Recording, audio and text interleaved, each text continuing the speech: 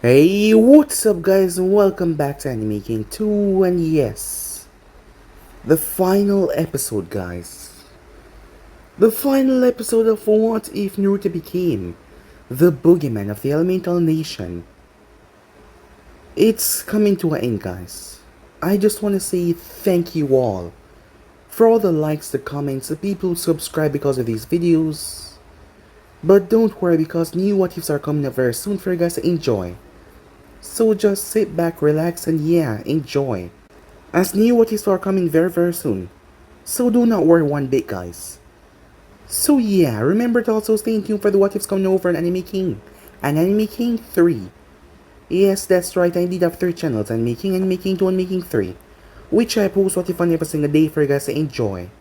So go ahead and click that red subscribe button and become part of the Anime King family. And thank you for all for helping your support. Remember to comment down below and tell me if you're new. I'll be planning talking back to all of you. So yeah, without further ado, what do you say begin this new episode? Let's get right into this video. Start the intro.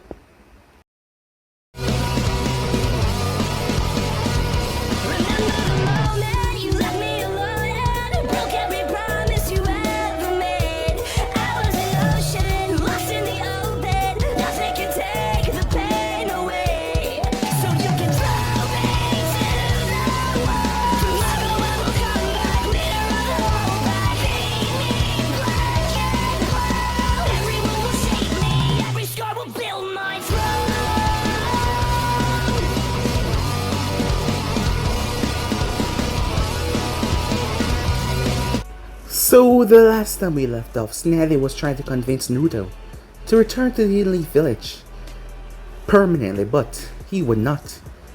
As much as she could change the village, she could not change everyone's view on him, and a lot of people still hate him through and through. After that, Naruto made his way. As he came by the Training Ground 7 where Sasuke was, his Sharingan was still sealed away after all this time. It was permanently sealed away for what he did, but he was still training, hoping to one day gain the privilege of allowing his eyes to be free once again. But Tsunade was adamant on not letting that happen. So with that, him and Naruto got into a bit of an argument, as Naruto told him that he was always better than him. After all, he beat him and brought him back to the village, and the thing was, his training was impeded from he was younger. So if Sasuke really think about it, that meant, if Naruto training was not impeded, he would have been 100 times better than him. As that infuriated Sasuke to no end, as he attacked with a ferocity, a brutality. He was not messing around, but it turns out that it was for naught, because Naruto was on a whole different level right now. With the one hit, Naruto was able to remove one of his arms and one of his legs, turning Sasuke to a pathetic mess on the ground. In doing so, he was placed in a hospital just by Kakashi, who was also messed up really badly, while he was paralyzed from the waist down from this encounter with Naruto. Afterwards, Naruto made his way towards where he used to live.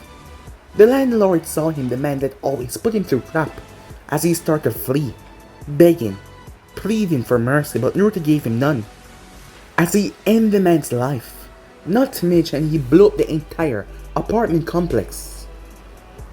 After which, he made his way. It was time for the hunt, as Tsunade got the mission for him. But while that was going on, the council members were able to leak the information to the Akatsuki that Naruto was coming, so they were on their guard. As the council members really wanted Naruto out, and they also wanted Tsunade out as well, because she was a problem because she cared for him. So they were going to find a way to get rid of the both of them at once. But unknown to them, a fly was watching them, a special spying fly from the Aburame clan. As said fly came back to its owner, who reported to Tsunade, who was furious about them conspiring to get rid of her behind her back. Meanwhile, Naruto made his way as he found Deidara and Sasori. Despite having the information that he was coming, neither of them were prepared for what dropped down upon them, as Naruto was just that more powerful, forcing them back, beating them back. They didn't stand a chance against him, as he was able to kill both of them rather quickly, taking their rings. A few days passed, he then found Kakazu and Hidan, as he now said that he couldn't die. So Naruto melted him with the same object that he used on Orochimaru. He did the same thing to Kakazo as well, as neither of them stood a chance against him. Some time passed as Pain was planning an assault on Konoha, but there was no need as his real body got killed. Konan was furious as she attacked Naruto, but he spoke to her as he blocked her attack. As that man who she called her friend was nothing but a crazy person hunting Mount Bejus. He said that he wanted peace, but he was just causing more chaos. Konan felt broken as she told Naruto to kill her, but Naruto would not. This village needed a leader, and she was the next one. From what he heard while around the village, people called her Angel because she was one that spoke for God, but the God never spoke, as she was the one that they looked up to. So with a bit of twisting and probing, she was able to gain full control of the country and lead the hidden rain into a right path, as he left her there. Before he went away, she told him there was one other member pulling the string. From the shadows, his name was Madara Uchiha. Hearing that, the fox went angry as he wanted Naruto to rip Madara apart, as Naruto was able to use his eyes, his special eyes to sense the heat chakra signature, as he kept on moving all about, until he finally locked in as he was able to find Madara. At Konoha, Hinata was happy though, as Naruto had told her that they would be going to Yuki, and he would be taking the position as Yukikage, as that would be marvelous for her, as she could tell that Naruto was not liked in this village at all, and it was only a matter of time before someone did something stupid and things got really bad. So yeah guys, so basically that's where we left off. You guys can switch across the please check it out for yourself, and yeah, what do you say we get into this new episode start? The video guys. Slowly, Madara was crouching on the ground. As he got to his feet, he reached up and removed the mask. Yes, it was him, Uchiha Madara. Somehow he was still alive after all these years. Not to mention his age. He did not look like an old man. So you're finally here. Why not show yourself, he said, as he threw away the idiotic Toby persona. There was no point now, as it was time to end this. And it doesn't matter if the Namikaze saw his face. He will be controlled anyway. As Naruto appeared, he removed his mask. Satisfied, he said. Hardly. You might have learned a few interesting things, but the fact still remains that pet in your body still belongs to me, Namikaze. How long have you known that I was your son? Said Naruto. Madara chuckled as his armor appeared, his clothing switching into it. The same armor that he fought Hashirama in the Valley of the End. Since the ceiling, it's not hard to realize that you were his child. I imagine the village didn't accept that fact though. Well, better yet, they weren't told, because of all the enemies that he had. So you were probably treated the same as many Jinjurikis. A wretched, horrible life. Yes, you're right about that. But you made no move afterwards to kill me to free the Kyuubi, said Naruto. To put it back under your influence. I wonder, does those eyes of yours get weakened when you try to control the Kyuubi, said Naruto. Perhaps that statue thing was a backup plan, just in case someone sealed the fox away, and your revenge on the leaf failed for being defeated by Hashirama. Am I correct? As Madara stood there, with an arrogant smirk on his face. You seem a lot smarter than I thought, Namikaze. Yes, whenever I put the Kyuubi in such a state, I am weakened quite considerably. And even more, after my battle with the first Hokage, I became a shadow of my former self. It took me a long time to fully recover. I was just a shadow, and I was not able to wreak havoc like I used to do. But I made a promise the leaf would still fall, so I made preparations. I used my Sharingan to influence many. I secretly took the position as third Mizukage, using the finances to fund the Akatsuki, and also find out the clans that might be a threat to me and my plan. I then ordered the fourth Mizukage to wipe them all out, starting the bloodline purge. And thus Kiryu was weakened. But it was not just them. I plan to weaken all the hidden villages, so when I do step to make my plan a reality, None of them can oppose me. I tempted Orochimaru from a young age about the secret of immortality, hoping that he would use it and get obsessed. I could see that he was a talented one in the field of medical scientist art, so he was a perfect candidate. I watched him turn into one of the Leaf's greatest enemies to cause chaos and weaken the village even more. But that still was not enough. I helped Itachi slaughter his clan, since they were planning a coup to weaken Konoha much more considerably. Those Uchihas, all of them, were traitors siding with Hoshirama. They deserve what they got. You have a lot to answer for, Madara Uchiha, said Naruto, as his wrist blades came out. I'm sure I do, but who will make me do that? Certainly not you. Once I take you down here, I will take control of that pet in your body and use it and you to wreak havoc and get what I want, starting by ending the people that you love. The first one being that woman. What was her name again? Oh yes, Hinata Hyuga, was it? Yes, I have been watching you. As Naruto's hands dropped to his side, his head leaned over, as a strange rattling sound could be heard.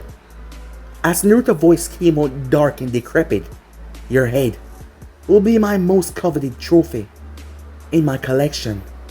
Once I'm done with you. The groans started to rumble as he moved. Back at Konoha, at the same time, Tsunade Senju was pissed. No, she was beyond pissed. She was furious. Aberame Shinwa came to her office, telling her what the council was planning. Not only did they give out the information of Naruto being out there to the Akatsuki, they were also planning, trying to find a way to get rid of her, saying that she loved the demon too much and she must be either exiled or, worse, killed. It's time these assholes realized who they're messing with. As she called Uchiha. You called Hokage-sama. Uchiha said she was in her cat Anvu mask. Get every Anvu in here loyal to me now, and get Jiraiya as well. I have an important mission that requires their utmost commitment and loyalty and secrecy needed to protect the leaf. Uchiha nodded as she vanished. Tsunade-sama, what's going on? Asked Chizune as she entered the room. Those bastards on the council has organized a planned assassination on Naruto, using the remainder of Danzo root forces the moment he stepped foot back in the leaf. They think they can get away with it and go against me. Well, I'll show them. What about the rookies and guys team? Surely they can help. Good idea, Shizune. Bring them all here as well. As she knew that they can be trusted with this assignment. Within the hour, everyone was in the room, as she told them what the council was planning with the leftover root agents that was able to slip away. As they currently had them under their command, they were loyal to Danzo, even in death. The rookies were rather pissed off. First, Naruto got banishment because of these damn people. No, second, after coming back, after the hell that he was put through, they wanted to screw him over once again, and this time, kill him? It was unacceptable. When do we start, Kiba said. Kiba had realized that despite everything, his feelings for Hinata, she still loved Naruto. And despite him liking her, he actually cared about her the same way. And he realized he wanted her to be happy. But if Naruto were to die, well, that would send her in a slump. That would break her. That was the last thing that he wanted. So he wouldn't allow this to happen. Not to mention, Naruto was a comrade despite everything. Right now, Jiraiya had his toads find all those involved in the assassination. Take them down, dead or alive. As Tsunade saw that neither one of them hesitated, as she smiled at that, these bastards didn't even know what was going to hit them. Meanwhile, Naruto had dropped to his side as blood dripped underneath his armor, as the fox healed a wound, while Madara had a wicked gash going down his leg. The two had been at it for a while now. Madara's teleportation technique could not work on Naruto because of those damn projectiles that he had, and it had caused him a gash on his leg. As Naruto understood why he was said to be the strongest Uchiha, he was the most difficult opponent that Naruto has ever faced before. As Naruto panted, as Naruto punches were not landing, the man uses Sharingan to keep Naruto punches away. But Naruto could see the hit signatures in his body. So he saw whenever a limb flared up, when he was about to move it, and he was able to dodge. But still, they were at a stalemate, as Naruto was dodging his blows, and Naruto could not hit him. "You're actually worthy of fighting. I'm actually glad I didn't kill you." "A minute after you were born," said Madara. "What?" said Naruto. "Your mother. She was a previous vessel of the fox. I was looking for my pet so long. I found out that it was sealed inside of her. Due to the pregnancy, her seal weakened considerably. At this time, I was still recovering from my battle with Hoshirama. So, I wasn't at my full strength, but I was still able to muster enough power to control the fox. Then I met up with your father and we fought. But even after I was greatly weakened, I am still not someone to just be pushed over like that.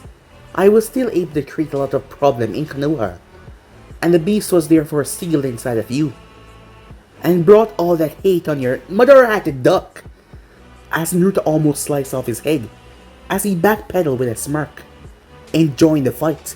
If there was one thing he loved a battle with rush and rage and blood. But Naruto was vicious as Madara back, slamming into a tree. He had to use his teleportation technique to get out of there, as the tree was severed in half. "Forget having your head as a trophy on my wall. Smashing your body into liquid goo is better for me," as Naruto released a roar, as Madara jumped away as the place was erupted in pure red violent chakra. He had to move quickly so the red firing cannons did not hit him. Seeing what they did to Kisame and not to mention Itachi, one of those hitting me was screwed. "He's good," thought Madara. Even without the full power of the Kyuubi, he was able to hold him back like this. As Madara hadn't felt a good fight like this in so long, and he was really enjoying this battle, but still, he will not lose, he will come out on top. He heard a sound as he had to jump. One of Naruto's strange spinning alien blades came towards him. It almost severed him in half. As he was now in mid-air, that was all the opening that Naruto needed. Madara didn't have any idea what Naruto weapons can do, as Naruto recalculated the moment his foot would set down. Madara screamed out. The moment his leg touched the ground, it was blown off. As from the knee going down, it was destroyed. Before Madara could do anything, Naruto threw his staff as it pierced through his arm. Madara cursed as he was pinned to a tree. He spat out blood as he gripped the staff, but Naruto appeared and pushed it deeper. "Tell me, Madara Uchiha," said Naruto. "Do you fear death?" "No, I don't," said Madara, as he spat blood. As he looked in Naruto's eyes through the mask, "You are just like your father," he said. As Naruto drove his wrist blade straight through the man's throat, as it burst through his skull. As Madara gargled his blood, as his body went limp, as Naruto ripped the blade out and sliced the head off, before he roared to the heavens, shaking the entire forest, an animalistic roar that had the birds and the animals running for their life. Time skip. 1 week later, Konoha. After the death of Madara, Naruto began the cleaning procedure. He then mounted the head. Now here he was back to Konoha with his mission report, all 9 rings in his possession, to show Tsunade that the Akatsuki threat was done, and also tell her about Konan. The woman was not a threat anymore, although Tsunade will be cautious of the hidden ring. As he walked through the village, Naruto noticed something was off, as he noticed a decrease in the population around the streets. He wondered, was their attack coming? Sensing nothing was amiss though, he made his way towards the Hokage's tower, as Naruto understood why though, as he found the 2 leading council members, as they were hanged, just like what he would do, in a rather gruesome fashion on top of the monument. It was done. It seems like their betrayal ran deep. They also had several of her shinobis under their control. Plans on how she would be executed and how they would kill Naruto the moment he stepped through the village. As Naruto saw the bodies, it was a sign that no one should step against Tsunade, as she realized through the years she had let herself grow weak. For them to be coming up with something like this, she had to prove to Naruto as well that she was going to make good on her words. The both of them were family. And despite everything, she wouldn't let him be killed off like that by the people that he still fight for. Despite how much he hates them, he still fight for them because he got rid of the Akatsuki, a major threat in the war that would use to be used for unknown reason. As Naruto noticed a body was there, figures, he thought. He made his way. I like what you done with the place, he said. I noticed Sakura body was amongst them. Let me guess. She was on their side to kill me as well. Oh, she chose alright. Her and her family along with a few shinobis and the roots. They were planning to kill you once you return. And then they were going to turn their sights on me. With the laws that they've broken, they got what they deserve. Of course, the ones that we captured though, screamed though that you were doing the village a service, and that you needed to be killed. All the usual same old crap when it comes to you, said Tsunade, as she had her back turned as she was looking through the window. And now all the powerful Kage belongs to you, said Naruto. She glanced towards him as he saw a look in her eyes. I don't suppose you would reconsider staying and taking my place now. Seeing that everything is now set right. No, said Naruto. The title of Hokage may be powerful now, Granny, said Naruto. But you do need to bring back the two governing positions. But this time, it's up to you to choose who you want. And it's up to you to set the laws. And even if you did take care of the bigots, and those who side with them, I just can't embrace Konoha anymore, said Naruto. Would you at least come back to visit us, she asked. Of course, said Naruto. And I'm sure Hinata wouldn't mind coming back here to see her little sister and cousin once things have settled. And we can have a drink match, and said Naruto. Time skip. At Naruto estate. As Naruto embraced Hinata as she kissed him. You ready? He said. I've been ready for a long time now, she said. As the both of them smiled at each other. Time skip. So he's leaving, huh? Said Jiraiya. No goodbye to us. No insurance that he might one day come back to help us out of a jam. Not his style anymore, said Tsunade. He's walking the path that he wants to walk. Not rather surprising seeing that we have been the one to choose his path so far. But he's now chosen a different one. But the thing is, he's actually happy now. Not to mention I know where they're going. Huh? Where? Spring Country. It turns out he's gonna be the Kage of the village. Koyuki has offered him the position. Well, after killing so many S-rank ninjas by himself, I doubt anything less than a Kage position is suitable for him. And he always wanted to be Kage. That's true. But I always want him to take the position of Hokage, and not the title from another village. That's never gonna happen, Hein. Even with the council bigots gone. The civilians still hate him and he knows that. The looks, the fear. Even if he became Hokage, there would be a lot of rebellion and a lot of problem. And I know you know that too. That is why you're not so angry about this. You're actually glad that he's finding his way out there. That he can actually be happy doing a job where people would love him, don't you? Seems you saw right through me, pervert, said Tsunade. Nah, your clothes is too thick for that, said Jiraiya. Well, if you were to remove some of them, I guess I could see more clearly. As Jiraiya prepared himself. But she didn't punch him. Oh, don't worry, she said. It's coming. When you least expect it. Huh, I guess I have something to BAM! His face was sunk into the wall. As Jiraiya foot twitched. A Tsunade smirk. Told you, she said. Time skip. 5 years later. The man. The myth. The man himself, Naruto. Uzumaki Namikaze walked down the street. As people were bowing to him. Smiling, waving as he greeted them back with generous smiles. Respect like he would never had in a leaf. The people here, they loved him. As they saw him as the first. Well, he was the first. Yukikage. Yes, he was. He brought great changes to said village. They never had a stable shinobi system because of Dodo killing Koyuki's father. And the system was ruled by Dodo, who caused a lot of problems. But that all changed 5 years ago when he stepped foot in his village. They had already loved him from when he saved their daimyo from harm. Now they just love him even more. Several alliances from several countries. That was bringing them several prosperity. Not to mention they had a lot to give as well. As they had the most technological advances so far in Elemental Nation, as Naruto allowed the Genins in the academy. Well, they were not Genins yet, they were just kids going to the academy doing D-rank missions, so they could develop the mindset of a shinobi. So once they were out, they didn't have to go on any D-ranks. Hi, I'm home. Stepping inside, Naruto was greeted with his beautiful wife and their 2.5-year-old son, Ezreal. Welcome back, Naruto-kun, she said. She gave him a kiss. Dad, Ezreal said, as his son leaped as Naruto called him. He was still a small, chubby baby, as he had Naruto eyes, those blue crystal eyes of his. His hair was mixed, a darker shade of Naruto's mixed with Hinata's, a perfect blend, as Naruto wouldn't give this up for the world.